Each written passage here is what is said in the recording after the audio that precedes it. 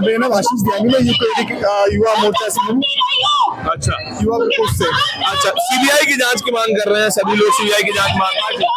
क्या स्थानीय प्रशासन पे कोई भरोसा नहीं है? बिल्कुल ही भरोसा नहीं है, क्योंकि धामी जी की सरकार है, बिल्कुल भरोसा नहीं है। अब हम सीबीआई से उम्मीद करते हैं कि वो अपना काम करेगी।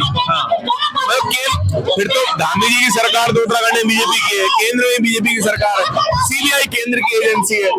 पर सीबीआई में मेरा भरोसा है कि एक लोकतांत्रिक हमारी बॉडी है, वो उसमें काम करेगी, स्वतंत्र बॉडी है, वो उसमें काम करेगी। क्योंकि केंद्र में भाजपा है, स्टेट में बीजेपी, धामी जी की सरकार है, कोई उसमें फायदा नहीं होने वाला। हमारा भरोसा ही नहीं उसमें, क्योंकि इतने सालों तक इंडिपेंडेंट बॉडी चाहिए आपको, जो किसी के प्रेशर में नहीं। हाँ बिल्कुल, इंडिपेंडेंट बॉडी चाहिए जिससे हमें न्याय मिले। जल जमीन की हमने लड़ाई लड़ी, और हमारी जमीन की बात आ गई है, हमारी बेटी की बात आ गई, हमारी बहन की बात आ गई है, तो उसके लिए हम जमीन पर उतरने को तैयार है। क्योंकि धामी से कोई भी विश्वास नहीं है कि वो कुछ काम करेंगे। उल्टा वो जिन्होंने आरोप लगाए हैं उन पर कार्रवाई कर रहे हैं। जिस पर आरोप लगे उस पर कोई कार्रवाई नहीं हो रही है, और जिसने बोला है उसमें कार्रवाई हो रही है। आजकल जो भी जमीन उतर रहा है उसके खिलाफ कार्रवाई हो रही है। तो ऐसे सरकार जो काम कर रही है उसको विश्वास ही नहीं हमारा, बिल्कुल विश्वास नहीं होता है। अच्छा, उत्तराखंड में, नैनीताल में तमाम बड़े बड़े मशाल मार्च निकाले गए, आपने भी वीडियोस देखे होंगे, हमने भी देखी है। मीडिया में कोई जिक्र नहीं आ रहा है उसका, जो टीवी की मीडिया उसमें कोई जिक्र नहीं है। क्या मीडिया की भी आप गलती समझते हैं इस पूरे मामले में? इसको उतना कवरेज नहीं दिया, उसको हाईलाइट नहीं किया गया? देखो, हमारा जो मीडिया है एक तरफा हो चुका है। बहुत कम मीडिया संस्थान ऐसे हैं जो पब्लिक की आवाज को उठा रहे हैं, ठीक है, क्योंकि एक पैसा जो है वो केंद्र से उनको जाता है, वो वही चीज सुनाते हैं जो उनको सुनाना है, जो गवर्नमेंट कह रही वही वो चीज सुना रहे हैं। देखो, रियलिटी है, जो आज लोग पीड़ित है उसको कोई भी सुनाना नहीं चाहता है।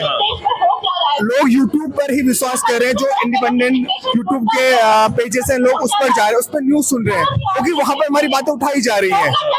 तो यही हमारा मेन मकसद है कि हमारी बहन को न्याय। क्या अगर मान लीजिए सीबीआई की जांच नहीं दी जाती सीबीआई को, और ये पूरा मामला ठंडे बस्ते में दोबारा चला जाता है, कि मामला बहुत पुराना है, बीच में जांच होनी कभी कम हो गई थी, बात भी नहीं हो रही थी, रिपोर्ट सामने आई तो दोबारा इस मामले को तूल मिला है। लेकिन क्या आज भी अगर कोई कार्रवाई ना हो तो क्या उत्तराखंड की जनता इस पूरे मामले को याद रख पाएगी? क्योंकि हम और आप जानते हैं कि हम लोग मामले भूल जाते हैं, हजारों महिलाओं का बलात्कार हर साल होता है, हम भूल जाते हैं। क्या याद रख पाएगी उत्तराखंड की जनता इस बात को? महाभारत में जब द्रौपदी का चीरहरण हुआ था उसके बाद ही मामला बढ़ा था। अंकिता भंडारी वो मामला है, वो ताबूत में कील है जो हम भाजपा के शासन पर ठोक रहे हैं। जनता नहीं भूलने वाली है।